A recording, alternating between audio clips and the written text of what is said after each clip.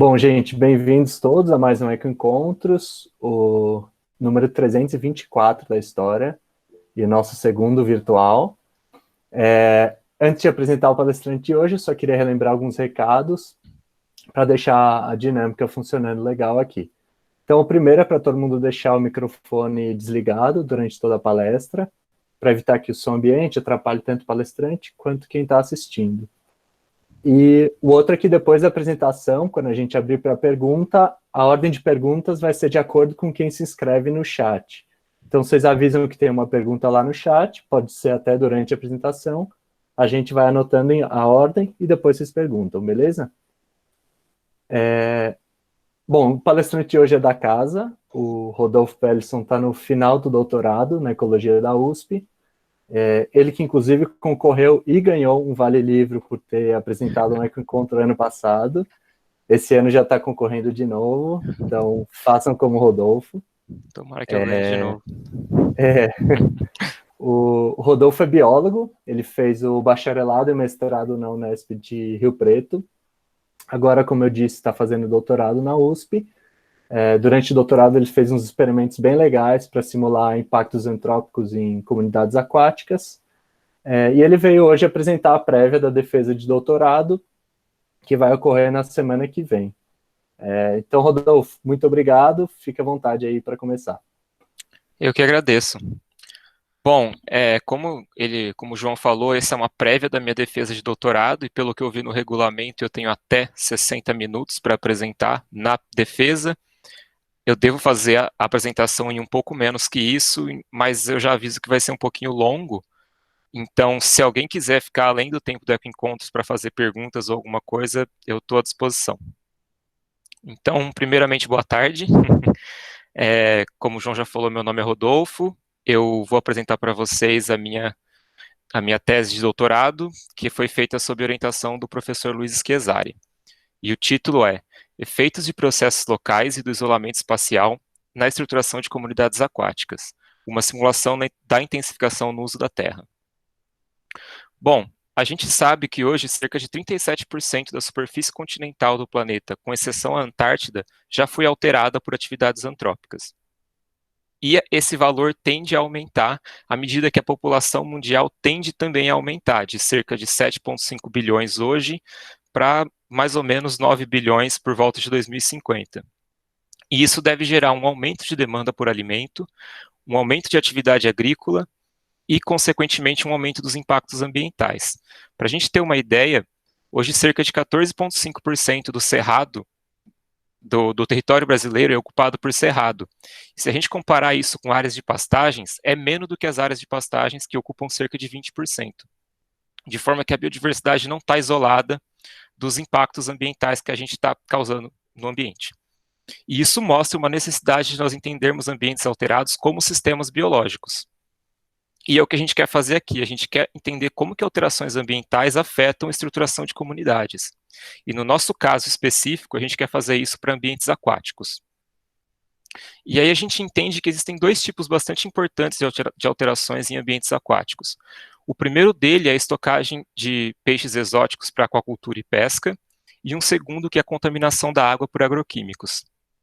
No caso da estocagem de peixes exóticos, a gente acredita que isso é um problema porque é uma causa forte de introdução de espécies invasoras. E isso acontece porque as espécies utilizadas, normalmente, elas são bastante tolerantes a baixo teor de O2, variações bruscas na temperatura, e elas possuem uma dieta generalista. No caso da contaminação da água por agroquímicos, isso é um problema por conta principalmente do aumento de nutrientes na água e da mortalidade de organismos aquáticos. Aqui eu estou mostrando para vocês que nos últimos 20 anos, mais ou menos, nos últimos 15 anos, a gente teve os valores de nitrogênio utilizados por área plantada no Brasil praticamente dobraram. E o mesmo padrão a gente pode observar para pesticidas. Inclusive, o Brasil é o maior consumidor de pesticidas do mundo, com cerca de 540 mil toneladas vendidas só em 2017. E algo muito importante desses ambientes aquáticos em paisagens alteradas é que é algo que é com frequência negligenciado, é que eles estão todos conectados por dispersão, formando metacomunidades. Então, a gente acredita que usar o arcabouço teórico da ecologia de comunidades pode ser útil para a gente entender os impactos dessas alterações nesses ambientes. E é o que a gente pretende fazer aqui. A gente propõe utilizar os processos fundamentais da ecologia de comunidades para entender como que as comunidades respondem a alterações ambientais. Então, entre esses processos, os que vão ser mais relevantes para a gente são seleção de nicho, que são processos que basicamente favorecem ou desfavorecem espécies com atributos específicos sob diferentes pressões ambientais. E aí essas pressões podem ser a presença de um predador, uma determinada condição abiótica, ou mesmo a presença de um pesticida, que no caso seria uma condição abiótica. E a deriva ecológica, que são basicamente processos estocásticos de morte e nascimento de indivíduos na comunidade. E a gente sabe que esses dois processos eles podem ser mediados por processos de dispersão, que é basicamente o movimento de indivíduos entre comunidades na paisagem. Bom, no caso da deriva ecológica, aqui eu vou plotar para vocês a importância desses processos para a estruturação de comunidades ao longo de um gradiente de dispersão. Quando a gente tem baixa dispersão, a gente vê que o fluxo de indivíduos é muito baixo, as comunidades são praticamente isoladas, então extinções locais são muito frequentes. Quando a gente tem alta dispersão, a gente vai ter poucas extinções locais por causa do constante fluxo de imigrantes, da suplementação de imigrantes nas comunidades. De forma que a importância de deriva ecológica dessas mortes e nascimentos estocásticos na estrutura final das comunidades vai diminuir ao longo de um gradiente de dispersão. No caso de processos de seleção de nicho, quando a dispersão é baixa, as espécies não vão conseguir acessar todos os hábitats que estão disponíveis, de forma que pode haver ausência de algumas espécies em hábitats que seriam adequados para elas. Então, a gente acredita que os processos de seleção de nicho vão ter uma baixa importância para a estruturação das comunidades nessa condição. Quando a dispersão é intermediária, as espécies vão conseguir acessar todos os hábitats e é provável que elas tenham as maiores abundâncias delas nos hábitats que são adequados para elas. Então, a gente acredita que a seleção de nicho aqui vai ter uma importância maior. E quando a dispersão é alta, as espécies devem persistir, mesmo em hábitats que são inadequados para elas. De forma que a seleção de nicho vai ter uma importância um pouco menor na estruturação das comunidades. E tudo isso que eu falei até agora é importante para quando as espécies têm taxas de dispersão semelhantes. Mas mais recentemente, variabilidade nas taxas de dispersão tem sido incorporado nos modelos ecológicos. Aqui agora eu mudei o eixo X desse gráfico, eu não estou mais mostrando para vocês variação, eu não estou mostrando para vocês um gradiente de dispersão, mas um gradiente de variação de dispersão, ou seja, quando a variação é baixa, as espécies vão tender a ter taxas de dispersão semelhantes. Quando a variação é alta, a gente vai ter espécies que se dispersam muito e espécies que se dispersam menos. E nesse caso, a gente vai ter um determinismo na montagem das comunidades que vai estar relacionado à capacidade de dispersão das espécies, não necessariamente às condições locais. Por isso que quando a gente tem, nesse gradiente que eu acabei de mostrar, a gente vai ter uma redução da importância dos processos de seleção de nicho locais na estruturação das comunidades. Mas a gente pode observar um padrão oposto se as características locais favorecerem espécies que são as melhores dispersoras. Bom, e seguindo esse arcabouço teórico, a gente fez uma pergunta um pouco mais específica, que é como que a introdução de peixes predadores exóticos e a contaminação por agroquímicos pode afetar comunidades de macroinvertebrados e anfíbios em diferentes contextos espaciais. As respostas para essa pergunta geraram 3 capítulos, que são os 3 capítulos da minha tese, e eu vou falar para vocês aqui um por um deles, começando pelo primeiro capítulo. A principal pergunta desse capítulo foi como que o isolamento espacial pode alterar os efeitos da introdução de peixes predadores. Nesse caso, a gente fez um experimento onde a gente cruzou 3 tratamentos de isolamento espacial, baixo, intermediário e alto, com 3 tratamentos de presença com presença e ausência de peixe. Então, no total, a gente teve 6 tratamentos. E aqui a gente sabe que a presença de peixes predadores, ela representa uma forte pressão seletiva sobre insetos aquáticos, de forma que em ambientes onde os peixes não estão presentes, os insetos predadores vão ser os predadores de topo. Já quando os peixes estão presentes, eles vão ser os predadores de topo. Mas mais importante que isso, a pressão de predação dos peixes vai ser principalmente sobre os insetos predadores. Isso porque eles são maiores, são mais ativos, então eles vão ser mais fáceis de ser detectados pelos peixes. E isso pode gerar um efeito positivo indireto sobre os consumidores, já que os principais predadores dos consumidores, os insetos predadores, vão estar sendo predados pelos peixes. Então, a nossa primeira hipótese é de que a presença de peixes vai causar uma redução na abundância de predadores. Então, aqui eu estou plotando poças sem peixe e com peixe. Os predadores devem ser mais abundantes nas poças sem peixe. E a gente deve ver um padrão inverso para os consumidores, que vão ter a maior abundância nas poças com peixe. E esse efeito pode ser mediado por dispersão, como eu já falei. Então, isso vai depender se as taxas de dispersão são semelhantes ou se elas são diferentes. No caso desse sistema que a gente está trabalhando, a gente tem evidência de que elas são diferentes e de que elas são correlacionadas com o nível trófico dos insetos. Então, o que acontece? Os consumidores, eles geralmente têm menor tamanho corpóreo, então, individualmente, eles têm uma menor capacidade de dispersão. Porém, eles têm um grande tamanho populacional e um tempo de geração que é mais curto, de forma que no caso dos consumidores, vão haver muitos eventos de dispersão, de forma que eles conseguem chegar em ambientes mais isolados facilmente. Então, eles não são muito limitados por isolamento. No caso dos insetos predadores, eles têm um maior tamanho corpóreo, então, individualmente, eles conseguem chegar mais longe, eles conseguem se dispersar mais. No entanto, eles têm um menor tamanho populacional e um tempo de geração que é mais longo. Então, os eventos de dispersão são mais raros. Então, a gente observa um gradiente onde os insetos predadores reduzem em abundância à medida que aumenta o isolamento espacial. E onde os predadores são mais abundantes, que é em menor isolamento espacial, a gente tende a ver uma menor abundância de consumidores. Já onde os predadores são menos abundantes, em maior isolamento espacial, a gente tende a ver uma maior abundância de consumidores. Então, a gente vai ver esse gradiente, onde à medida que a gente reduz a abundância dos predadores, a gente aumenta a abundância dos consumidores. E segundo isso que eu acabei de falar, o que a gente pode perceber é que tanto peixes quanto isolamento espacial parecem ter um efeito negativo sobre os predadores, sobre os insetos predadores. E, portanto, um efeito positivo indireto sobre os consumidores.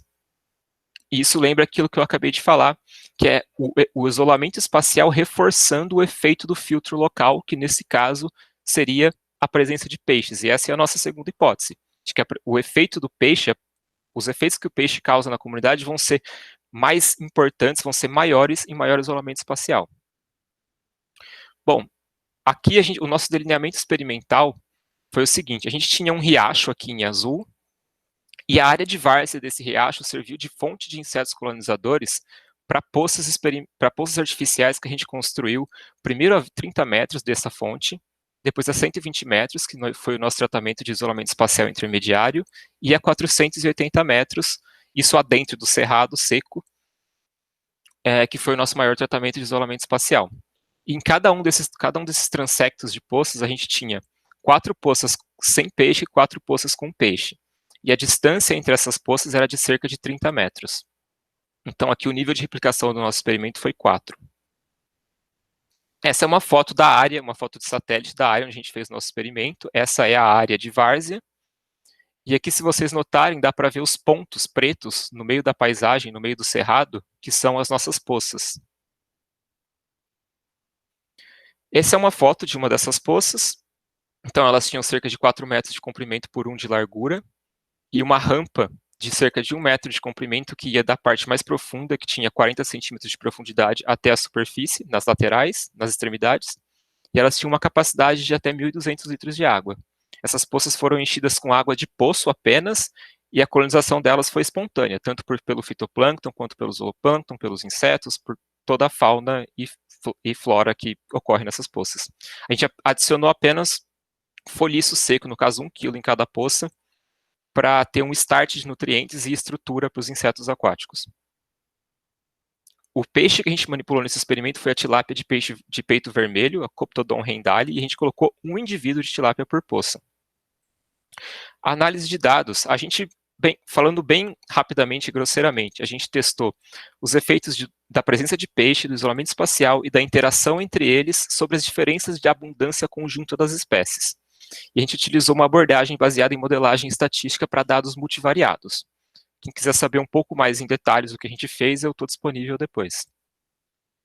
E agora, de forma geral, nossos resultados. Nossa primeira hipótese era de que a presença de peixes ia causar uma redução na abundância de predadores. Então, essa é a nossa hipótese. Olhando para a abundância dos principais predadores no nosso sistema, a gente pode ver que isso aparentemente aconteceu. Aqui em laranja eu estou plotando para vocês as poças sem peixe. Vocês podem ver que a abundância dos insetos predadores nas poças sem peixe é praticamente sempre maior do que nas poças com peixe. Agora, para os consumidores, a gente esperava um padrão inverso. E a gente não encontrou esse padrão. E a gente se pergunta por que a gente não viu isso. O que a gente acredita que está acontecendo e que outros pesquisadores já viram é que a presença de peixe, ela de fato tem um efeito positivo indireto sobre os consumidores, mas ela também tem um efeito negativo direto, ou seja, os consumidores estão sob um balanço de efeitos negativos do consumo direto pelos peixes e do benefício indireto causado pelos peixes pelo consumo dos insetos predadores. Então, talvez por isso que a gente não viu um aumento na abundância dos consumidores. No caso do isolamento espacial, então, a gente esperava que os predadores reduzissem em abundância ao longo do gradiente de isolamento espacial, e quando a gente olhou para as poças com peixe, a gente viu que isso aconteceu. De forma geral, a maior parte dos predadores tiveram uma redução nas abundâncias ao longo do gradiente de isolamento espacial. No entanto, quando a gente olhou para as poças sem peixe, a gente não viu um padrão claro. A gente viu que algumas espécies, de fato, respondem como a gente esperava, mas outras responderam de forma totalmente oposta, aumentando a abundância ao longo do isolamento espacial. E a gente viu que esses dois insetos, principalmente os que responderam dessa forma, são duas libélulas. A gente sabe que libélulas são muito bons dispersores, e esses dois gêneros em especial, Pantala e Ortemis, eles têm adultos que têm um tamanho corpóreo bastante grande. Então, essa distância de 480 metros que a gente impôs certamente não representa um isolamento espacial forte para essas espécies. Porém, a gente viu que elas, na verdade, estão aumentando em abundância. Então, só a ausência de limitação de dispersão não explica esse aumento. O que a gente acredita que está acontecendo, e aqui eu vou plotar as abundâncias dessas duas libélulas em comparação com outros predadores que vão estar sendo representados por esse gênero de besouro aquático aqui, o Rantus. Então, quando a gente tem baixo isolamento espacial, bom, essas três espécies certamente estão competindo entre si. Então, à medida que a gente aumenta o isolamento espacial, os predadores que são mais limitados por dispersão devem reduzir em abundância, o que deve causar um aumento na abundância dos competidores deles, que não são limitados por dispersão, no caso das libélulas. E à medida que o isolamento espacial aumenta, isso pode estar aumentando. Esse efeito deve aumentar.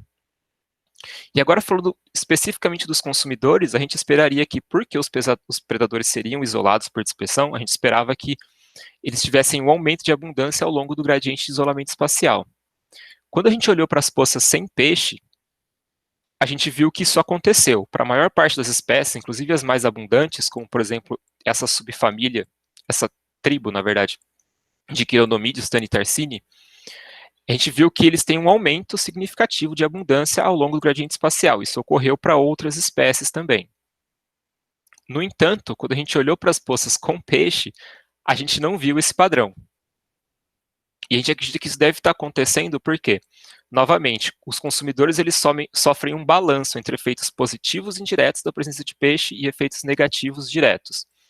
E à medida que a gente aumenta o isolamento espacial e a abundância de predadores diminui, a pressão de predação dos peixes sobre os insetos consumidores deve aumentar, o que impede essa cascata trófica, impede esse efeito positivo indireto que a gente esperava observar sobre a abundância dos insetos. Então, o que a gente estava esperando aqui?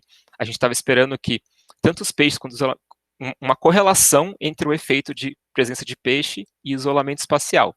Mas a gente viu que as coisas são um pouco mais complexas. A gente viu que os peixes predam sim, principalmente os predadores, mas eles também podem predar os consumidores. E a gente viu que alguns predadores, na verdade, são bons dispersores, e eles podem sim ser beneficiados pelo isolamento espacial também. Então, em resumo, o que a gente encontrou nesse capítulo? A gente viu que ao longo do gradiente de isolamento espacial, a gente tem uma redução da abundância de alguns predadores, em detrimento do aumento da abundância de outros, e isso gera uma cascata trófica, aumentando a abundância dos consumidores. No entanto, quando os peixes estão presentes, eles bloqueiam essa cascata trófica, de forma que esse aumento de abundância dos consumidores nas poças onde os peixes estão presentes não é tão perceptível. Esse foi o nosso primeiro capítulo. Agora eu vou passar para o nosso segundo. Nesse segundo capítulo, nossa principal pergunta foi: como que a intensificação química afeta comunidades aquáticas em diferentes contextos espaciais? Então, aqui a gente fez um experimento muito parecido, no mesmo lugar, praticamente usando o mesmo delineamento experimental, onde a gente teve três níveis de isolamento espacial. Só que agora a gente tinha usos da Terra, 3 diferentes tipos de usos da Terra, em vez de presença e ausência de peixe. O primeiro deles foi o cerrado, onde a gente simulou poças que ocorrem em cerrado. Então, nesse caso, a gente não tratou as nossas poças com... A gente não fez nenhum tratamento a mais, além de simplesmente encher elas de água, porque essas poças já estavam no cerrado. Um outro tratamento simulando poças que estão em pastagem. Então, aqui a gente fez a simulação aplicando fertilizantes nas poças. E um outro tratamento simulando poças que estão embebidas em canaviais. E a gente simulou isso aplicando fertilizantes e pesticidas nessas poças. Mas por que a gente escolheu simular, então, pastagem e cana-de-açúcar? A gente quis simular um cenário de intensificação no uso da terra real. Então, a gente simula o que tem acontecido no estado de São Paulo ao longo do tempo, que a gente tem uma substituição de áreas de pastagem por áreas de agricultura. E essas áreas de agricultura hoje, 60% delas são de cana-de-açúcar. Então, o que a gente tem visto no estado de São Paulo nos últimos anos é uma certa conversão de áreas de pastagem em áreas de cultivo de cana-de-açúcar. E, bom, como que os agroquímicos podem afetar, então, as comunidades aquáticas? Elas podem afetar de duas formas, por duas vias principais. Primeiro, na produtividade primária, por meio do uso de fertilizantes e de herbicidas, e, em segundo lugar, afetando diretamente a sobrevivência dos organismos, pelo uso de herbicidas e de inseticidas. E esses efeitos vão poder ser mediados por dispersão. No caso dos fertilizantes, eles podem causar um aumento na produtividade primária, afetando os níveis tróficos superiores das comunidades. No caso, a gente espera o quê? Que o uso a aplicação de fertilizantes vai aumentar a biomassa de algas, que vai ter um efeito positivo sobre os níveis tróficos superiores dessas comunidades, que são os insetos predadores. Então, vai aumentar a abundância deles. E isso pode gerar um aumento de abundância de alguns consumidores que podem ser resistentes à predação por esses predadores que tiveram um aumento de abundância. Isso em um segundo momento. Essas duas previsões, elas fazem parte das nossas primeiras hipóteses, da nossa primeira hipótese. E a gente sabe que esse efeito pode variar de acordo com o isolamento espacial. Então, agora que a gente conhece um pouco melhor o nosso sistema, a gente sabe que, ao longo do gradiente de isolamento espacial, a gente tem uma certa limitação de dispersão de alguns predadores, de forma que, se o efeito da fertilização é principalmente sobre os predadores, poças em menor isolamento espacial vão ter um maior potencial de aumento, um maior potencial de efeito da fertilização. Então, a gente acredita que a fertilização vai ter um efeito maior em menor isolamento espacial. No caso dos herbicidas, eles são basicamente desenhados para ter efeitos negativos sobre plantas. E, então, o que a gente espera? Se a fertilização vai aumentar a biomassa de algas, a gente acredita que o uso dos herbicidas vai reduzir essa biomassa, de forma que eles vão reduzir ou anular os efeitos da fertilização. Essa é a nossa segunda hipótese. No caso dos inseticidas, eles são fabricados para ter efeitos negativos diretos sobre insetos. Então, a gente acredita que eles vão ter um efeito negativo forte sobre os insetos aquáticos, reduzindo a abundância deles. E, em um segundo momento, pode haver um aumento de abundância de anfíbios nessas comunidades. Principalmente porque os principais predadores deles, que são as libélulas, vão ser excluídos das comunidades. E a gente sabe que anfíbios são relativamente resistentes ao uso de inseticidas. Essa é a nossa terceira hipótese. E, bom, a gente sabe que os pesticidas também eles são aplicados em pulsos e degradados com o tempo, então eles devem perder efeito com o tempo. E a recuperação das comunidades deve ser dependente de processos espaciais. Então, ao longo de um gradiente de isolamento, a gente deve ter o inseticida sendo aplicado em poças que são isoladas e não isoladas, e a recuperação das comunidades que estão menos isoladas deve ser mais rápida, de forma que esses efeitos vão ser mais persistentes em poças que estão mais isoladas. Essa também faz parte da nossa terceira hipótese. Bom, como eu já disse, a gente fez um experimento muito semelhante, só as diferenças aqui foram os tratamentos que a gente fez de pastagem e cana-de-açúcar. No caso da pastagem e da cana-de-açúcar, o fertilizante que a gente utilizou, ele é baseado em nitrogênio, fósforo e potássio nas proporções 25-20, que é uma formulação E, no caso, ambas as formulações, a formulação que a gente usou e as doses, elas são compatíveis, tanto com manejo de pastagens de média intensidade, quanto com cana-soca, que é o tipo de cana mais frequente nos canaviais do estado de São Paulo. É a rebrota da cana sem que ela precise ser plantada de novo após a colheita. E a gente simulou uma dissolução linear dos fertilizantes ao longo de 1 ano. Então a gente fez uma aplicação semanal ao longo do experimento de 3,08 gramas. No caso dos tratamentos de cana-de-açúcar, a gente utilizou o herbicida DMA 806BR, cujo ingrediente ativo é o 2,4-D. Esse ingrediente ativo é o segundo mais vendido no estado de São Paulo para cana-de-açúcar. No caso do inseticida, a gente usou o Regente 800WG, cujo ingrediente ativo é o fipronil, que é o mais vendido no estado de São Paulo para cana-de-açúcar.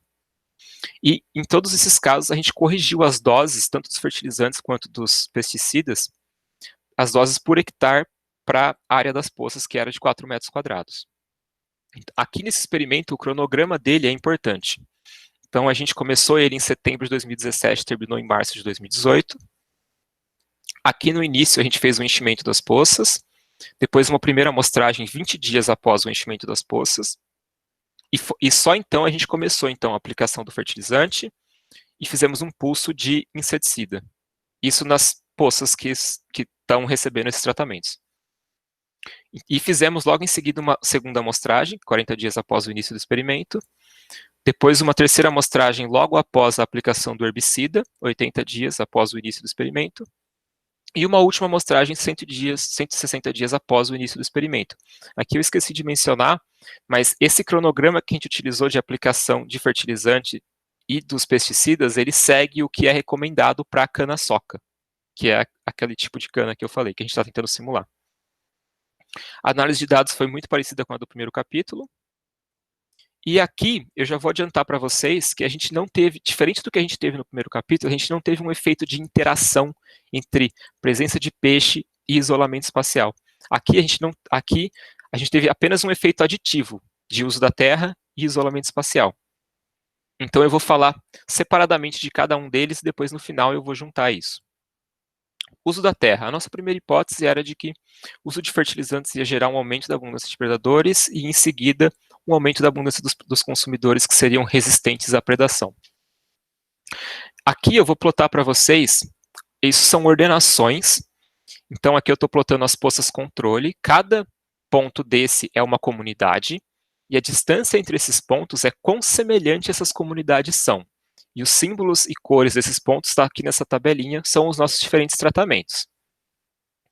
E quando a gente compara as nossas poças controle com as de pastagem, a gente não vê diferença entre elas, não houve diferença estatística entre as estruturas de comunidade nas poças controle e nas poças de pastagem, ou seja, aqui vocês podem ver que esses pontos estão todos sobrepostos, a distribuição deles está totalmente sobreposta. Então a gente não corroborou essas hipóteses que a gente tinha. Por quê? Bom, a gente acredita que os ambientes que a gente trabalhou, eles já têm naturalmente altos níveis de nutrientes dissolvidos na água. Por exemplo, quando a gente ambientes considerados eutróficos, eles precisam ter cerca de 30 a 100 microgramas por litro de fósforo total. Ambientes considerados hipertróficos precisam ter valores acima de 100 microgramas por litro. No nosso caso, quando a gente mediu o fósforo total ao final do experimento, a gente viu que os nossos tratamentos controle, que não receberam tratamento de fertilizante, tinham, em média, por volta de 100 microgramas por litro, ou seja, eles já são considerados eutróficos. As poças em pastagens tinham níveis um pouco maiores, mas não significativamente maiores. Então a gente acredita que exista pouca margem para que as comunidades respondam a um aumento ainda, para um aumento de nutrientes além do que essas poças já possuem. No caso da nossa segunda hipótese, era de que o uso de herbicida ia reverter os efeitos da fertilização. Eu adianto para vocês que isso não aconteceu, as comunidades não responderam, não mudaram após a aplicação do 2,4-D, e esse não é um resultado surpreendente, uma vez que o 2,4-D ele tem um efeito muito forte sobre macrófitas, mas um baixo efeito sobre algas aquáticas. E a nossa terceira hipótese era de que o uso de inseticida ia causar uma redução na abundância de insetos e um aumento na abundância de anfíbios em resposta à redução dos insetos. Aqui, plotando então os tratamentos de cana-de-açúcar e de controle, a gente já consegue ver que houve uma diferença bastante grande entre as poças, a estrutura das poças das comunidades de cana-de-açúcar e controle. Isso na primeira amostragem, uma semana após a aplicação do inseticida. E a gente viu que essas diferenças elas foram impulsionadas principalmente pela redução na abundância dos insetos, que aqui eu estou representando por essa libélula, só como um exemplo para insetos. Mas a gente não viu nenhuma diferença na abundância dos anfíbios nesse primeiro momento. Aqui os quadrados eles estão em cinza porque a abundância delas era absolutamente zero. Então, quando a gente fez uma segunda amostragem, mais ou menos um mês depois, a gente viu que os insetos ainda tinham uma abundância baixa nas poças tratadas com inseticidas, e agora os anfíbios tinham uma abundância mais alta do que em relação aos tratamentos controle. Então a gente corroborou nossa hipótese. E aqui a gente usou o fipronil como inseticida, mas outros trabalhos já encontraram efeitos semelhantes, utilizando carbaril, malathion e endosulfan, todos inseticidas. De forma que a gente acredita que esses resultados eles possam ser generalizados para outros tipos de monocultura e não só cana-de-açúcar. Por exemplo, fazendo uma rápida comparação de cana-de-açúcar com soja, a cana-de-açúcar ela faz uso de uma aplicação de inseticida por ano e usa cerca de 3 inseticidas. No caso da soja, são feitas de 3 a 4 aplicações por ano e usa-se até 13 inseticidas diferentes. Então, outras culturas que utilizam o mesmo nível de inseticidas ou até mais, talvez tenham resultados até mais fortes do que o que a gente encontrou aqui. E para nossa pergunta sobre se o uso de inseticidas foi temporário, se o efeito do inseticida foi temporário, aqui eu estou plotando para vocês, então, a nossa segunda, terceira e quarta amostragem, e a gente vê que ao longo do tempo as poças de cana-de-açúcar elas vão se tornando um pouco mais próximas, elas vão se sobrepondo mais com as poças controle. A gente viu que aqui nessas duas amostragens houve uma diferença significativa entre poças de cana e de controle, causada pela aplicação de inseticida especificamente, e a gente viu que essas diferenças elas se mantêm até a nossa última amostragem, que foi mais ou menos uns 140 dias após a aplicação do inseticida. Nesse estágio, a gente já não conseguia detectar o inseticida na água. E a gente viu que essas diferenças nessa última amostragem, elas foram impulsionadas por alguns insetos aquáticos, mas poucos, que ainda tinham abundâncias menores do que os nossos tratamentos controle. Aqui isso está exemplificado por esse besouro aquático, Berosus. Mas, no caso dessas duas libélulas, Pantala e Ortemis, elas tinham abundâncias maiores em tratamentos de cana-de-açúcar em relação aos tratamentos controle. E aí a gente foi olhar para as abundâncias delas nos tratamentos de pastagem ao longo do experimento e a gente viu que quase sempre elas tinham abundâncias maiores nos tratamentos de pastagem, se não significativamente maior, como aqui, pelo menos uma tendência de maior abundância nos tratamentos de pastagem que foram tratados só com fertilizante. E isso, para a gente, é uma evidência de que essas diferenças aqui ao final do nosso experimento, elas são causadas um pouco pelo uso do inseticida que aconteceu lá atrás, mas também pelo uso dos fertilizantes que aconteceram nos tratamentos de cana-de-açúcar, aumentando a abundância de alguns dos predadores, no caso das libélulas. E sobre os nossos resultados para isolamento espacial, eles foram muito semelhantes com o que a gente encontrou no nosso primeiro capítulo, o que era esperado, mas aqui a gente encontrou um padrão inesperado, que foi, no nosso primeiro experimento, a gente não teve colonização de anfíbios nas poças, provavelmente por causa do período do ano que a gente fez o experimento. Foi um pouquinho só diferente desse. Aqui, a gente teve colonização por anfíbios e eles não responderam negativamente ao isolamento espacial. Então aqui eu estou plotando para vocês as abundâncias dos girinos de Synax, e a gente vê que eles não tiveram uma resposta negativa ao longo do gradiente de isolamento espacial. Isso é surpreendente porque anfíbios, eles são sempre pensados como sendo dispersores ruins por conta do alto risco de dessecação que eles têm, principalmente em ambientes secos como o cerrado. A gente acredita que isso aconteceu especialmente por conta do tipo de matriz que a gente usou.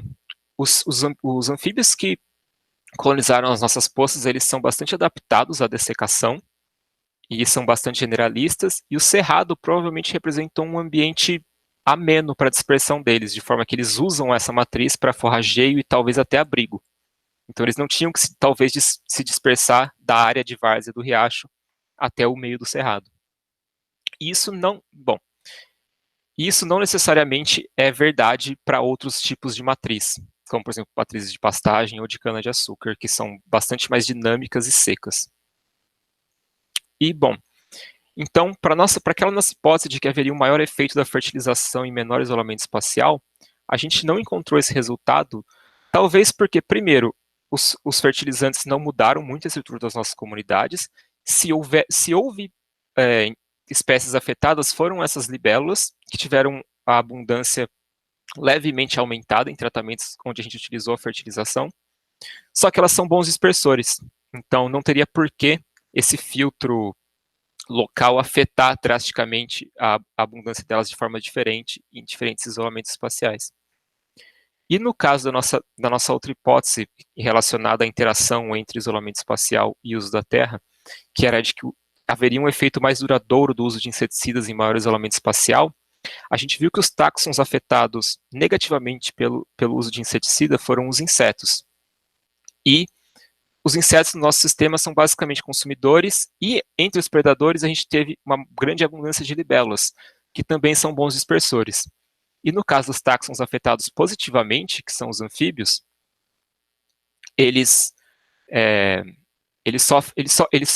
o efeito positivo deles provavelmente ocorreu por conta da redução na abundância das libélulas, que são bons dispersores, e os anfíbios mesmos não foram limitados por dispersão, pelo menos no nosso experimento.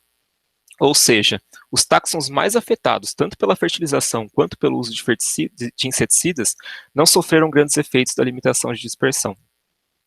Então, aqui em resumo, o que a gente encontrou aqui foi que poças de pastagem não são muito diferentes do que a estrutura delas não é muito diferente do que as poças que ocorrem em cerrado, com a diferença de que pode haver uma leve aumento na abundância de alguns poucos predadores, mas poças em cana-de-açúcar, elas sofrem um efeito forte de redução de abundância de insetos, e que é seguido de um aumento da abundância de anfíbios.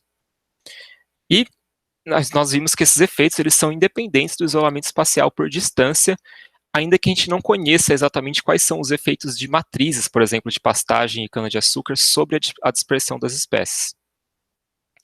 Nós vimos que os efeitos da aplicação de inseticidas eles enfraquecem ao longo do tempo, mas ainda são relevantes ao final do experimento, relevantes ao final do experimento. Então, a gente imagina que ao longo aqui de um ano, os ambientes que a gente trabalha, eles estão disponíveis para a reprodução das espécies, na maior parte do tempo, na estação chuvosa, porque a gente trabalha com poças temporárias. E o início da estação chuvosa é justamente quando é feita a colheita e a rebrota da cana, que é justamente quando é feita a aplicação de fertilizantes e de inseticidas, de forma que os efeitos do uso desses agroquímicos nos canaviais, eles vão ser absolutamente relevantes para as comunidades aquáticas, ou seja, os maiores efeitos, tanto do uso de fertilizante quanto do uso de inseticidas, vão estar ocorrendo exatamente nesse período onde essas poças estão disponíveis e os insetos aquáticos e anfíbios estão se reproduzindo. Isso foi o que a gente viu no nosso segundo capítulo. Agora eu vou passar para o nosso último capítulo. Até agora, eu foquei em diferenças entre comunidades que estão sob diferentes filtros ambientais, diferentes pressões seletivas. Agora, eu quero focar nas diferenças de estrutura de comunidade entre poças dentro de um mesmo tratamento, que estão sob a mesma pressão seletiva. E eu vou chamar isso aqui, especificamente, de diversidade beta. Mas quais fatores vão influenciar, então, essa variabilidade entre poças que estão sob a mesma pressão seletiva? O primeiro deles é a deriva ecológica, e, em segundo lugar, efeitos de prioridade. A deriva ecológica ela vai sempre gerar variabilidade nas comunidades, ou seja, espécies vão morrendo e nascendo de forma mais ou menos aleatória, de forma que as comunidades vão seguindo um caminho de estruturação diferente e aumentando em variabilidade, ou seja, aumentando a diversidade beta. Só que as consequências da deriva elas vão ser controladas pela riqueza local de espécies, ou seja, diversidade alfa, e a riqueza regional de espécies na metacomunidade, ou seja, diversidade gama. Então, esses dois eles vão ampliar ou restringir as possibilidades do efeito da deriva ecológica. Por exemplo, imaginem que a diversidade gama de uma metacomunidade diminui, a gente vai ter menos espécies, nosso pool de espécies vai ser menor, então a gente vai ter menos possibilidades de comunidades diferentes, então a variabilidade entre elas tende a ser menor. Ou seja, a diversidade beta tende a ser menor. E a gente vai esperar o oposto se a diversidade regional de espécies aumentar. A diversidade beta tende a aumentar. No caso da riqueza local de espécies, esse raciocínio é inverso. Um outro fator que é muito importante que influencia nas consequências da deriva ecológica é o tamanho das comunidades, ou seja, o número total de indivíduos que existe numa comunidade, somando todas as espécies. Então, a gente tem que o aumento do tamanho da comunidade, ele reduz a importância da deriva ecológica, porque imaginem que uma população de 100 indivíduos, se 4 indivíduos morrerem por acaso, o efeito total sobre a população é muito menor do que se essa população fosse só de 10 indivíduos. Inclusive, extinções locais vão ser muito mais fáceis de acontecer em comunidades que são menores. Então, elas devem ficar mais diferentes por deriva ecológica quando elas são menores. E os efeitos de prioridade, eles ocorrem basicamente quando a ordem de chegada das espécies tem uma importância grande na estrutura final das comunidades. Então, a gente tem aqui, imaginem que essas 3 espécies que eu estou mostrando aqui, elas competem entre si, a gente tem 3 comunidades diferentes. As espécies que chegarem primeiro vão levar uma vantagem nessas comunidades e elas vão impedir que outras espécies colonizem essas comunidades. E aqui eu estou falando que esse efeito ele pode ser causado por competição, mas ele pode ser causado por outros fatores, como, por exemplo, predação, ou seja, as espécies que chegam primeiro ficam maiores e podem predar, inclusive, as espécies que chegam depois, ou por seleção de habitat, ou seja, as espécies que chegam depois elas podem escolher não colonizar um habitat onde outra espécie já colonizou. Então, aqui a gente se perguntou como que o isolamento espacial e a presença de um predador generalista pode afetar a diversidade beta de comunidades aquáticas. E a gente quebrou essa pergunta em 2 outras, que é, como que a presença de peixes predadores afeta a diversidade beta dessas comunidades? Então, a gente sabe que os peixes eles vão predar preferencialmente os insetos que são mais vulneráveis, no caso aqui os que são maiores e mais ativos, e eles podem excluir regionalmente essas espécies da metacomunidade, de forma que a diversidade gama das comunidades vai diminuir, o que reduz as possibilidades de variação entre comunidades e reduz a diversidade beta. Essa é a nossa primeira hipótese. E a nossa outra pergunta é como que o isolamento espacial pode afetar a diversidade beta. Então a gente tem que, ao longo de um gradiente espacial, a gente já sabe que no nosso sistema a gente tem alguns predadores que são limitados por dispersão, então a gente espera ver uma exclusão de algumas espécies à medida que o isolamento espacial aumenta. Então, em poças mais isoladas, a gente vai ter uma redução de diversidade gama, o que também pode reduzir a variabilidade entre essas poças que estão mais isoladas. Essa aí é a nossa segunda hipótese. E se a gente colocar os efeitos de prioridade nessa história, imaginem que em poças mais isoladas, a gente tem essa variabilidade em capacidade de dispersão, os melhores dispersores vão sempre chegar primeiro. E se eles levam uma vantagem por chegar primeiro e impedem a colonização desses ambientes por outros, eles vão acabar tornando essas poças mais parecidas ainda do que o que seria esperado só por deriva ecológica. Ou seja, a diversidade beta vai ser ainda menor. Essa é a nossa terceira hipótese. E agora, imagine essa situação, só que na presença dos peixes predadores. O que a gente espera é que essas espécies que chegam primeiro e se tornam abundantes vão ter a sua abundância reduzida pela presença dos peixes, porque elas são mais abundantes e, portanto, é mais fácil que os peixes predem elas. E isso vai permitir que outras espécies colonizem esses hábitats também, de forma que a gente acredita que os peixes vão reduzir a importância dos efeitos de prioridade nas comunidades. Essa é a nossa quarta hipótese. E, bom, a gente viu que diversidade beta, então, pode ser no caso, quando a gente não tem outras pressões seletivas acontecendo, pode ser uma consequência de deriva ecológica e de efeitos de prioridade. Então, como que a gente pode separar essas duas coisas? Imaginem que se a gente pegar as nossas comunidades e mantiver fixo a riqueza local de espécies, ou seja, diversidade alfa, a regional, ou seja, gama, e o tamanho das comunidades, e só embaralhar os indivíduos dessas comunidades de forma aleatória, a gente vai ter uma diversidade beta que foi gerada ao acaso, ou seja, foi gerada apenas por deriva ecológica. Isso é uma estimativa da deriva ecológica. Então, a gente vai ter agora a nossa diversidade beta observada, a diversidade beta esperada, e se a gente tem esses dois valores, a gente consegue calcular o que a gente chama de beta deviation, que é o quanto que a diversidade beta esperada, sob efeitos de deriva ecológica apenas, desvia da nossa diversidade beta observada. Nesse caso, esse desvio vai ser uma estimativa dos efeitos de prioridade. Se esses valores de desvio forem positivos, significa que as comunidades estão ficando mais diferentes entre si do que o que seria esperado só por deriva. Se eles são negativos, significa que as comunidades estão ficando mais parecidas entre si do que o que seria esperado só por deriva. Então, aqui a gente utilizou os dados do nosso primeiro experimento, onde a gente manipulou a presença de peixe e isolamento espacial. Nossa primeira hipótese aqui, então, era que presença de peixe e isolamento espacial ia reduzir a riqueza regional das espécies nesses tratamentos, reduzindo diversidade beta. Então, o que a gente esperava aqui, se a gente plotar os valores de diversidade beta? A gente esperava que os valores em poças sem peixe vão ser maiores do que os valores em poças com peixe, e esses valores vão diminuir ao longo do gradiente de isolamento. A gente não encontrou exatamente isso. A gente viu, então, que a presença de peixe não reduziu a diversidade beta, ou seja, esses valores aqui não são necessariamente menores do que esses. A gente viu que o isolamento espacial reduziu a diversidade beta, mas apenas nas poças onde os peixes estão presentes. Mas o mais importante é que a gente não viu diferenças de diversidade gama entre os nossos ambientes. A gente viu que a gente tinha cerca de 20 táxons por tratamento, e as diferenças entre os tratamentos que tinham mais ou menos táxons eram de no máximo 2 espécies.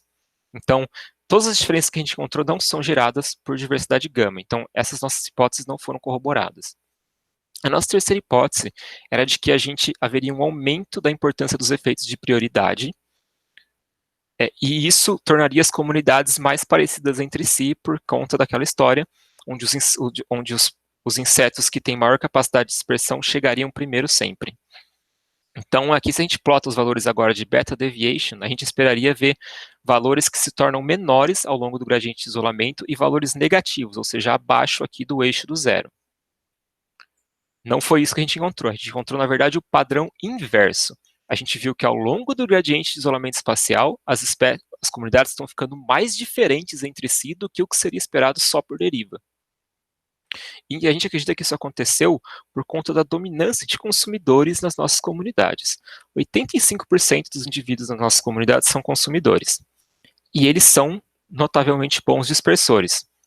De forma que, para essas questões que a gente está trabalhando, talvez o nosso sistema, que a gente considera como tendo uma alta variação na capacidade de dispersão das espécies, talvez ele possa ser considerado um sistema onde a capacidade de dispersão das espécies é mais ou menos semelhante. Então, inclusive, se a gente retirar os predadores, que são os mais limitados por dispersão das nossas análises, e deixar só os consumidores, os resultados que a gente encontra são semelhantes. Então, o que deve estar acontecendo aqui? O que está acontecendo é que, à medida que a gente aumenta o isolamento espacial, aumenta a estocasticidade sobre a identidade de quem chega primeiro nessas poças, de forma que elas vão ficando mais diferentes umas das outras por conta dos efeitos de prioridade, provavelmente. E a gente esperava que a presença de peixes fosse reduzir a importância desses efeitos de prioridade. Então, poças sem peixe, a gente viu que existe um aumento da importância desses efeitos, eles tornam as comunidades mais diferentes. A gente esperava que na presença do peixe isso não acontecesse. E, de fato, isso aconteceu. A gente viu que não existe, então, uma importância grande de efeitos de prioridade em poças com peixe, ou seja, esses valores estão sempre próximos aqui do eixo zero. Então, a gente viu que os peixes, de fato, impedem que os primeiros colonizadores levem uma grande vantagem sobre os outros. E a gente viu, então, voltando para aquele padrão que a gente observou lá no começo, onde a diversidade beta em poças com peixe, ela diminui ao longo do gradiente de isolamento espacial. Então, ao longo do gradiente de isolamento espacial, poças ficam mais parecidas entre si. A gente viu que isso não é causado por efeito de prioridade, e a gente viu que isso não é causado por uma redução no pool de espécies que pode colonizar essas poças. A gente encontrou resposta para esse padrão quando a gente analisou o tamanho das comunidades. Então, aqui eu vou plotar para vocês o que acontece da segunda para a terceira amostragem que a gente fez em todas essas poças. A gente vê que existe um aumento de abundância de abundância de espécies, de tamanho de comunidades, à medida que o tempo passa, o que é esperado, mas a gente viu que esse aumento ele foi bastante maior aqui no nosso último tratamento de isolamento espacial, nosso maior isolamento espacial. Então, o que está acontecendo? A gente viu que no primeiro capítulo, o que deve estar acontecendo? A gente tem uma redução da abundância de predadores, e essa redução causa um aumento na abundância dos consumidores. Como os consumidores são a maior parte dos indivíduos das nossas comunidades, isso aumenta o tamanho das comunidades, o que reduz a consequência da deriva ecológica nessas comunidades, o que acaba fazendo com que a diversidade beta diminua. Então, em resumo, o que a gente encontrou nesse capítulo? A gente viu que em poças sem peixe, a gente tem um certo aumento de diversidade beta ao longo do tempo, ao longo do isolamento espacial, e esse aumento é causado por efeitos de prioridade. Quando a gente tem a presença dos peixes, esses efeitos de prioridade desaparecem, e a gente tem uma redução de diversidade beta ao longo do gradiente de isolamento.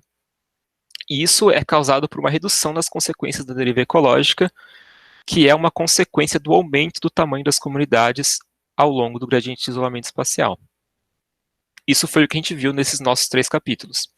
Então, agora, para uma conclusão geral dessa tese, a gente viu, então, que a importância dos processos de seleção de nicho, no caso da presença de peixe, ele não mudou em intensidade ao longo do gradiente de isolamento espacial, mas ele mudou o tipo de pressão seletiva que está acontecendo. Então, quando a gente está em menor isolamento espacial, a gente viu que os efeitos negativos da presença de peixe, eles são concentrados nos predadores com menor capacidade de dispersão.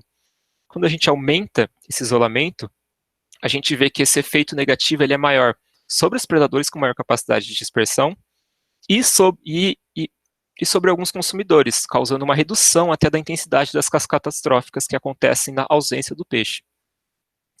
E no caso do uso de agroquímicos, a gente viu que os processos de seleção de nicho foram iguais ao longo do nosso gradiente de isolamento, a intensidade deles e o efeito deles, provavelmente porque as principais espécies afetadas por esses agroquímicos, elas não tiveram grandes limitações na capacidade de dispersão delas. E no caso da deriva ecológica, a gente viu que a importância da deriva ecológica na estruturação das comunidades, ela diminui ao longo do gradiente de isolamento espacial, o que vai totalmente de encontro do que os modelos ecológicos, a maior parte deles prevê. E isso acontece por algo também que nenhum modelo ecológico quase prevê, que é o aumento de tamanho de comunidades ao longo do gradiente de isolamento espacial. Então a gente viu que muitos dos nossos resultados eles não eram muito bem previstos por vários modelos clássicos de ecologia de comunidades. E a gente acredita que isso acontece porque espécies com diferentes taxas de dispersão são afetadas de formas diferentes, a depender do tipo de pressão seletiva que elas estão sujeitas. E algo também muito importante no nosso sistema, que geralmente não é levado em consideração nesses modelos, é que a gente trabalhou com comunidades de múltiplos níveis tróficos. Normalmente se trabalha, todos os modelos de metacomunidade que a gente conhece, eles consideram comunidades horizontais, ou seja, basicamente estruturadas por competição e filtros abióticos. Mas a gente já vê esses 2 fatores sendo incorporados mais recentemente na literatura. O caso dos múltiplos níveis tróficos é algo mais recente ainda, esse é um artigo de 2019, então a gente vê que isso está acontecendo. E por fim, a gente viu que entender ambientes alterados como sistemas biológicos é de fundamental importância se a gente quer, de fato, entender as consequências de alterações ambientais para a biodiversidade em toda a sua complexidade. É isso. Eu ainda não tenho agradecimentos, mas eu pretendo ter logo. É isso. Valeu, Rodolfo. Palmas virtuais. Bom, muito boa apresentação e trabalho. Acho que acabou sendo mais ou menos no tempo que eu esperava, está um pouco longo, mas é isso, eu espero que... Assim, eu estou totalmente aberto a críticas, tanto ao conteúdo quanto à forma de apresentação, viu, gente? Então, é isso. Deu 50 minutos, eu tô vendo aqui. É o que você tinha previsto mesmo, né? Muito eu vou legal. parar o compartilhamento da minha tela, tá?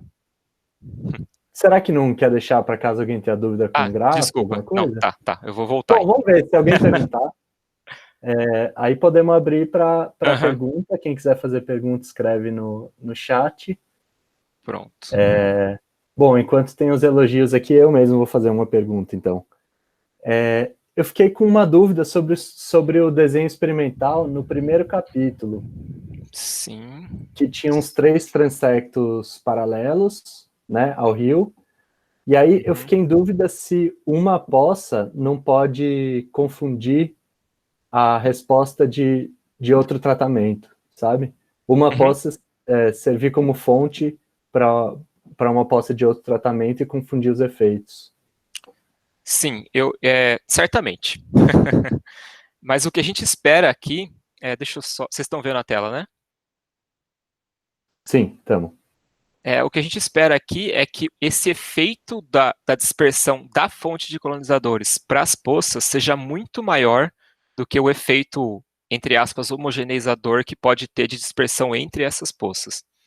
Mas você comentou isso, e eu não mencionei na apresentação porque, bom, tem um monte de coisa para falar, mas o nosso primeiro experimento, ele durou mais ou menos 4 meses. O outro, ele durou acho que uns 8 meses, mais ou menos. Ao final do outro experimento, a gente viu que os padrões espaciais começaram a meio que desaparecer.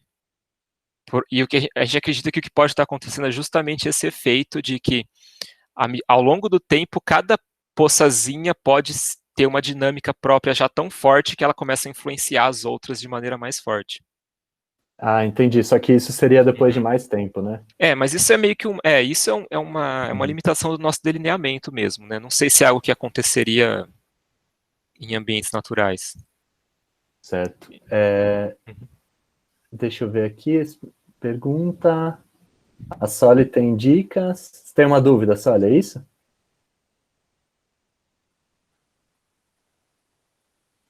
Bom, eu vou manter a apresentação aqui, aí vocês vão me falando porque eu não vou ver o chat. Beleza. Não sei. Ou vou também, sei lá. Soli? Já, nossa, estava perdida aqui. Opa, tudo bem? Nossa, está muito linda essa apresentação, assim, visualmente está super bonita e você está falando super claro. Obrigado. Eu fiquei com a mesma dúvida do Joãozinho, mas acho que já entendi, porque imagino que não... se você tivesse todas as condições perfeitas, o ideal seria que nessa última, bueno, em todas, né, mas especialmente na linha que está mais isolada, entre cada uma das poças você estivesse mantendo quase a mesma distância, dos 400 e pouco de metros. Isso seria logisticamente muito difícil, mas... Seria logisticamente difícil não só pelo trabalho, assim, de andar entre as poças, mas porque a gente tentou deixar elas muito isoladas de qualquer outra fonte de colonizadores também. Então, se a gente fosse muito para a esquerda, muito para a direita, as poças iam começar a chegar perto desses 480 metros de outros lugares. Sim. E foi uma coisa que eu até pensei em fazer no início, mas aí me alertaram para um problema que seria... Deixa eu voltar aqui.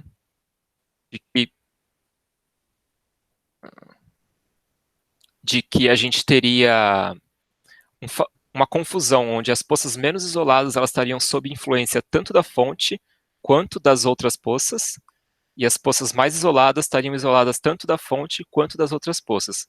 Para falar a verdade, eu não me convenci 100% ainda de que isso seria um grande problema. Mas apontaram isso como um grande problema e a gente viu que não seria factível mesmo fazer de outro jeito, então a gente adotou esse delineamento. Sim. Sim, claro. Beleza, graças. E as outras coisas, na verdade, são dicas, então não sei se, João, se deixamos melhor tempo para fazer perguntas mais gerais e depois a gente volta e dá umas dicas mais pontuais dos slides, essas coisas. Acho uma boa, Soli. Tá o Glauco tem uma pergunta e depois, quando esgotar a pergunta, a gente pode falar de dicas. Você acha melhor?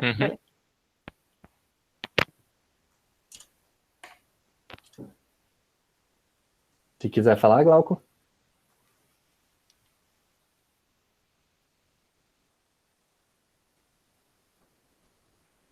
Tá me ouvindo, Rodolfo? Tô ouvindo. Maravilha. Parabéns pela apresentação, ficou muito legal, super didático. A Obrigado. minha pergunta é um follow-up do que o João falou, porque eu realmente suspeito que quando você for publicar o trabalho, essa questão da vizinhança entre as poças possa ser um motivo pelo qual os revisores vão pegar bastante no seu pé. E aí a minha sugestão é já com aspiração ao manuscrito propriamente, obviamente isso não entra na tese, porque ela já está pronta, mas você tem a identidade das poças, obviamente, você tem a composição da fauna, e você pode fazer uma análise ao longo do rio, comparando essas poças, e colocar isso no material suplementar, mostrando que esse efeito de contágio, para usar uma terminologia que eu aprendi na tese da Débora, não ocorre ao longo do riacho. Ou seja, para argumentar em prol do seu argumento de que o efeito é muito maior perpendicular ao riacho do que paralelo a ele. Sim. Você tem como analisar isso e mostrar, antes de receber a crítica, ou antes de ter o artigo rejeitado por conta disso, você já coloca no material suplementar e isso cala a boca de qualquer crítica que você possa vir a ter. Sim, uma outra coisa também que me sugeriram é fazer uma análise, tem como fazer umas análises espaciais também, utilizando variáveis espaciais artificiais, utilizando as coordenadas de cada poça para saber qual que é o tamanho da influência de uma poça sobre as outras também. Eu vi que tem como fazer isso. Basicamente, aqui, se você usa uma análise de autocorrelação, eu esperaria que a autocorrelação ao longo do gradiente aqui, dessas poças, ela fosse muito grande, paralela ao rio, muito pequena quando perpendicular ao rio, isso é um primeiro padrão, mas eu não sei se exatamente isso aí resolve o teu problema de uma poça contagiar a outra ao lado, né? Sim. Isso é um problema que a gente estava ciente desde o início, e assim, a gente esperou que o efeito da fonte fosse ser muito maior para apagar esse outro efeito de confusão que a gente teria. E assim, a gente ainda não fez essa análise que você propôs, mas é uma boa ideia. O problema é que você não pode ficar só na esperança. Eu tenho certeza absoluta sim. que o João, sagazmente, foi a primeira pergunta, ele voou na sua jugular com isso. Eu tenho certeza absoluta que os outros revisores farão a mesma coisa. O João não é o primeiro também. Isso só reforça o argumento de que você precisa se proteger a priori. Sim.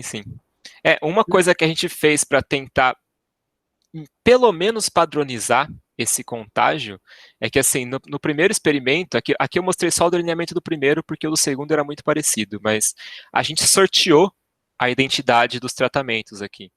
No segundo, a gente já fez sistemático para que tivesse, assim, não caísse, por exemplo, duas poças com peixe, uma do lado da outra, e se seleção de habitat for muito importante, o que a gente acredita que essas poças não ficarem absolutamente vazias, enquanto outras vão ficar cheias de bicho e dar uma variação muito grande. Você cria um desertinho ali. Legal. Obrigado. Obrigado eu.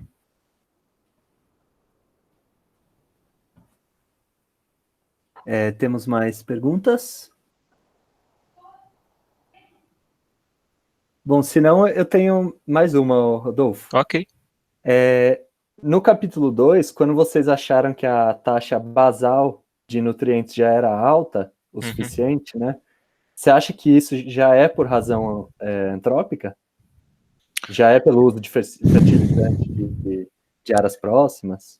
Então, o lugar onde a gente fez o experimento, ele é circundado, sim, inclusive por uma cultura de cana, deve estar a 1 quilômetro mais ou menos, mas eu não sei se o uso de fertilizantes lá vai afetar exatamente.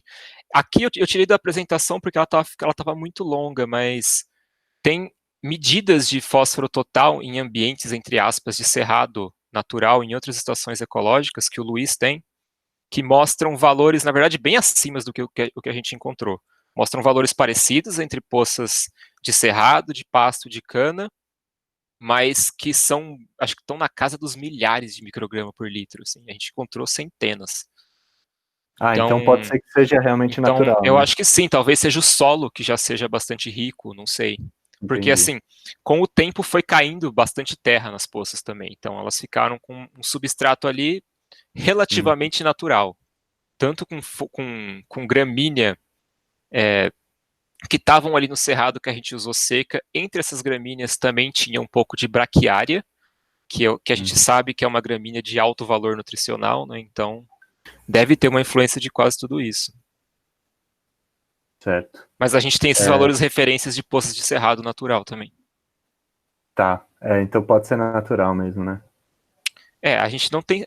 Eu não vou te dizer com certeza absoluta, mas a gente tem uma suspeita bastante grande. Não, é só porque eu não tinha noção mesmo, eu te perguntei, porque eu imaginei que você teria uma resposta dessa, realmente. Então, aí, só para um comentário sobre esse segundo capítulo, eu achei bem interessante que você destacou o negócio de ser uma estação reprodutiva curta, ou melhor, de ser uma estação chuvosa, porque pode parecer que como o efeito do agrotóxico depois de um tempo, vamos dizer, ele perde, né, depois de um tempo, Sim. ainda assim deve afetar muito o recrutamento desses organismos, né? Porque é uma reprodução explosiva em pouco tempo, então... Sim, os insetos nem tanto, mas os anfíbios certamente, porque o período de reprodução deles, especialmente esses bichos que ocorrem em cerrado, em pastagem, em cana, é aqui, ó, é entre outubro e janeiro.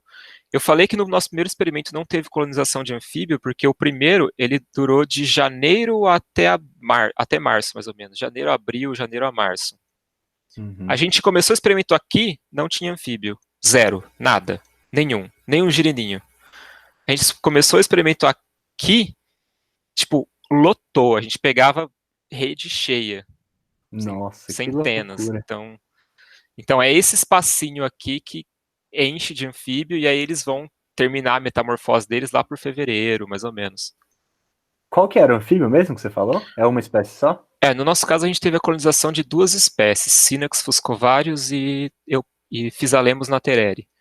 Ah, tá. Porque a gente também tem ambientes muito simples, né? Então só anfíbios que, por exemplo, não dependem de vegetação para empoleirar, para vocalizar, etc., que se reproduziram nas nossas pocinhas simples, humildes. Mas enfim, achei bem interessante isso, porque alguém pode olhar e falar, depois de um tempo tudo volta ao normal, então, sabe, alguém já querendo enxergar o que quer, mas na verdade o que é importante aí também é o timing, né, que nem se destacou. Além do efeito em si, é o timing do efeito.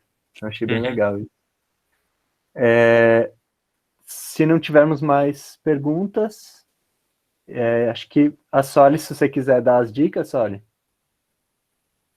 Elas são muito bem-vindas.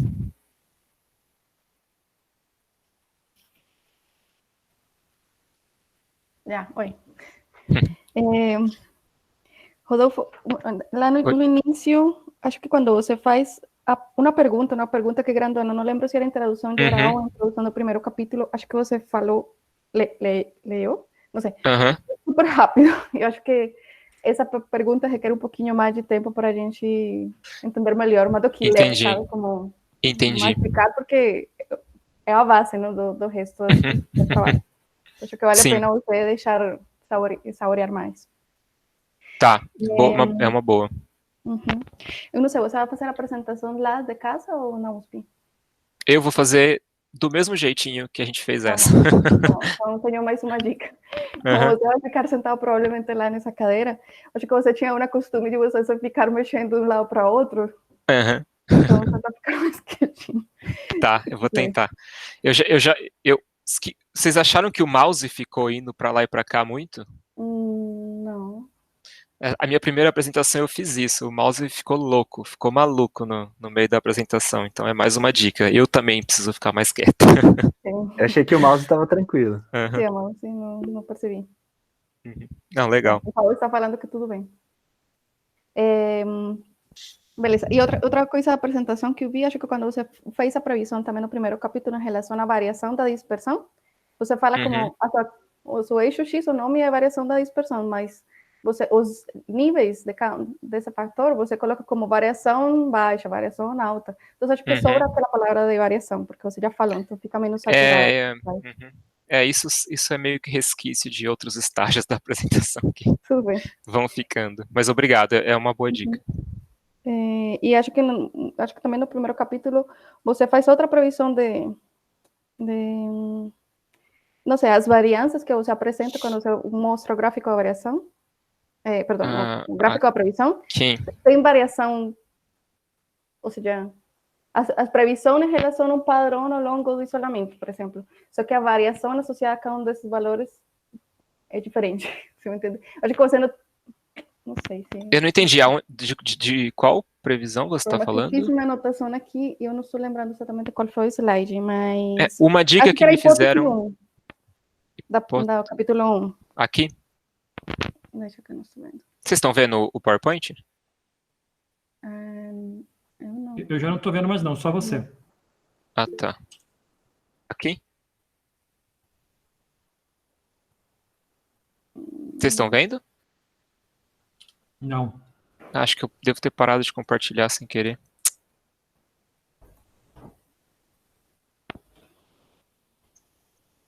Ah, agora sim. Tá indo. Voltou.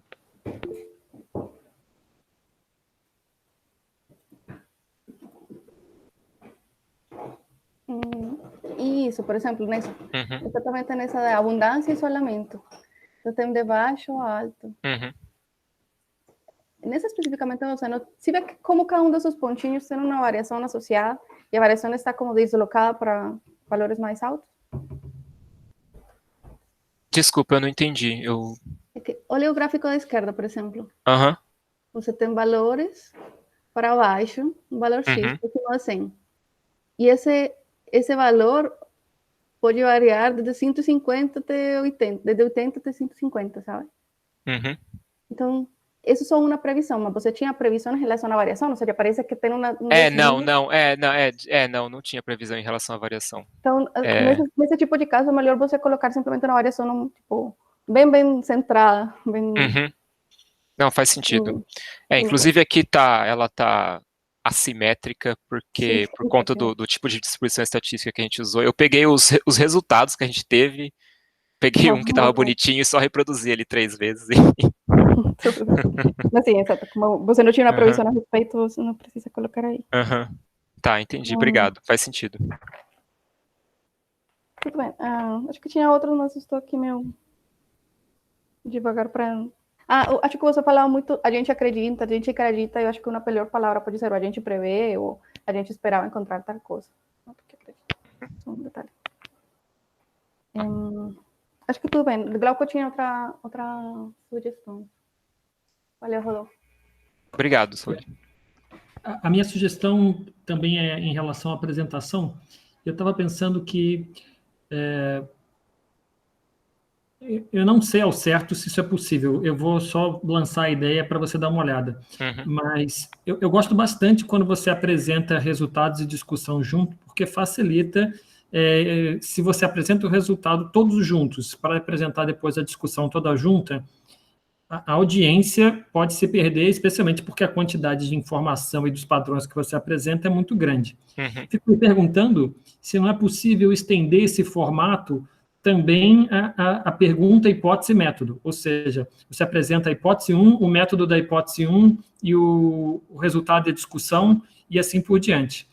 Eu sei que isso é catchy porque o teu procedimento de experimental é comum para todas as hipóteses. Uhum. Mas, eventualmente, o estatístico ou a explicação que você vai dar não é. Então, a sugestão, basicamente, é você pensar em tentar criar blocos o mais coesos possíveis de pergunta, método, resultado e discussão, de Sim. modo a oferecer para a tua audiência bloquinhos de informação completa, de ponta a ponta, porque aí facilita completamente a compreensão dessa moçada. Obviamente, o que for comum, você apresenta de forma comum, mas esses pacotinhos ficam, então, como uma mensagem completa de ponta a ponta para o teu leitor. Entendi e achei uma ótima ideia. Eu vou avaliar o tempo que eu tenho para me preparar até segunda-feira. Eu acho que tem, mas eu gostei da ideia. É algo que eu não tinha pensado antes. Se tudo funciona maravilhosamente bem, isso é só um rearranjo de slide. Uhum. Sim. Mas eu entendi. Legal. Muito obrigado. Valeu, cara. Bom, eu vou dar também então, uma micro sugestão de apresentação, que é, às vezes você usa alguns organismos como exemplo de um grupo, né? Um grupo funcional. Mas para mim não ficou claro quando você estava falando da espécie ou quando você estava falando do grupo. Eu acho que porque você sempre coloca o ícone, tá tudo bem, né? Mas acho que quando você coloca o nome científico, dá a entender que você está falando só daquele gênero, no caso. É porque... E às vezes você está falando de um grupo, né? Eu lembro de uma parte que você falou, eu vou usar esse besouro para representar todos os insetos. E aí estava só o nome dele. Sim. Para vários insetos, a gente para vários resultados, a gente tem um resumo, por exemplo, para predadores e para consumidores. Só que eles estão todos em estimativa de efeito e intervalo de confiança, eles estavam na apresentação, mas eles estavam meio que tomando muito tempo para explicar, porque é sempre comparação par a par de tratamentos, principalmente no primeiro capítulo a gente tem efeitos de interação, e estava tomando muito tempo e era muito confuso. Porque era assim, 30 metros comparado com 120, 120 comparado com 480, 480 comparado com 30, e eu estava me embananando para explicar e também estava demorando bastante, né? Então você tem que explicar, isso aqui é uma estimativa de efeito. Se o intervalo de confiança cruza o eixo zero, não é significativo, se não cruza. Mas eu vou me ligar para isso e vou tentar indicar melhor do que eu estou falando em cada lugar. Teve uma vez que você explicitamente falou, tô usando, não lembro se era uma libela ou um besouro, eu sei. Para representar o grupo, e aí que eu me toquei, eu falei, tipo, aí que quando você falou isso, acho que talvez nesse próprio slide, será? Sim, eu acho que foi. Esse também, acho que teve umas 2 vezes que eu falei isso, 2 ou 3 vezes. Aí eu acho que vale a pena deixar o ícone, mas talvez não colocar só o nome científico, né? Tipo, nesse caso, ao invés de escrever rantos, escrever insetos, vamos dizer. É sugestão pequena. Acho que a Mila tem alguma faz coisa sentido. a adicionar?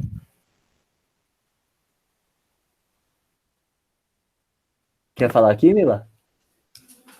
Eu tinha colocado no chat só para não interromper, mas é que eu concordo com essa sugestão do João, e aí eu só queria expandir ela para também quando você fala dos predadores, principalmente quando você está na introdução falando dos predadores, porque o peixe é predador, mas também tem os predadores invertebrados, então nos gráficos fica bem claro, porque como o peixe é o tratamento, a gente se liga e sabe de quem você está falando.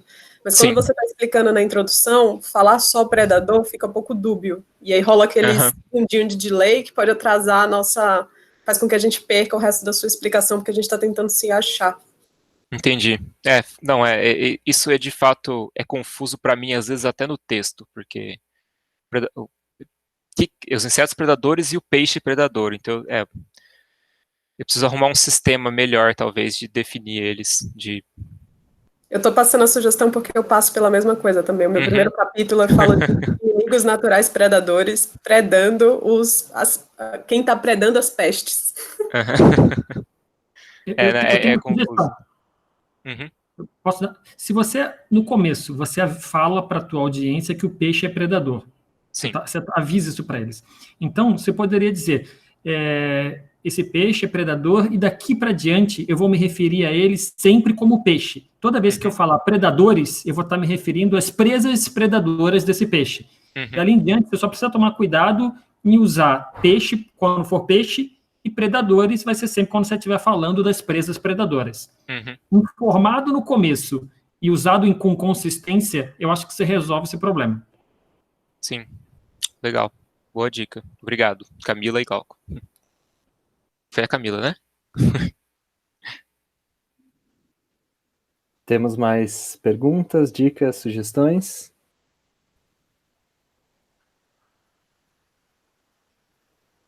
Bom, acho que é isso, então. Infelizmente, não temos cafezinho e bolo. Cada um vai ser responsável pelo próprio coffee break. Eu tinha um pouco, o meu acabou. Lá. Tinha que ter feito pra gente. Rodolfo, brigadão, cara. Valeu mesmo. Tá ótima a sua apresentação. É muita informação, né? Então é difícil colocar numa apresentação só, mas acho que você mandou muito bem nisso. Muito obrigado. Eu que agradeço a oportunidade de treinar um pouco a minha apresentação com vocês. É uma boa. Eu fiquei meio nervoso no começo, mas foi dando uma relaxada com o tempo. Boa. A galera tá parabenizando aqui nos comentários. Bom, obrigado a todo mundo também por ter participado. E o seu xará tá falando para convidar a gente para defesa. Tem que mandar depois o link, né? Sim, todos estão convidados. Eu vou mandar no grupo da pós do WhatsApp o link. Eu acho que ele está disponível na página do programa, em algum lugar. Mas eu vou mandar no grupo do WhatsApp da pós. E não sei se o Rodolfo tá lá, mas eu vou mandar nos outros que eu tô com ele também. Boa, beleza. Valeu, Rodolfo, valeu, gente. E semana que vem tem mais, hein? Já temos 2 meses de Eco-Encontros marcados. Quem quiser apresentar, corre lá para marcar a data. Legal. Muito obrigado, gente. Até mais.